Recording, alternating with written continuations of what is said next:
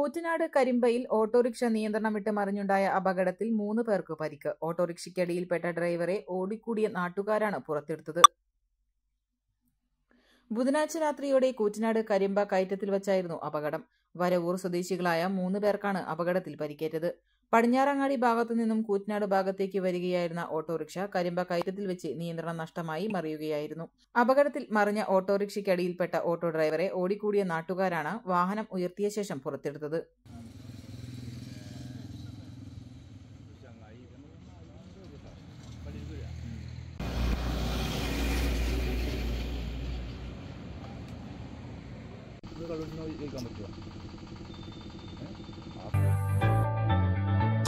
മൂന്ന് പതിറ്റാണ്ടുകളുടെ പ്രവർത്തന പാരമ്പര്യവുമായി നിങ്ങളുടെ സ്വപ്ന ഭവനങ്ങൾക്ക് നിറച്ചാർത്ത് നൽകി Koottanad Shameer traders, Asian paints, Jordan, national paints തുടങ്ങി പ്രമുഖ കമ്പനികളുടെ ഉന്നത നിലവാരമുള്ള പെയിന്റുകൾ അത്യുഗ്രൻ വിലക്കുറവോടെ ഹോൾസെയിൽ റേറ്റിൽ ഷമീർ ട്രേഡേഴ്സിലൂടെ നിങ്ങൾക്കും സ്വന്തമാക്കാം.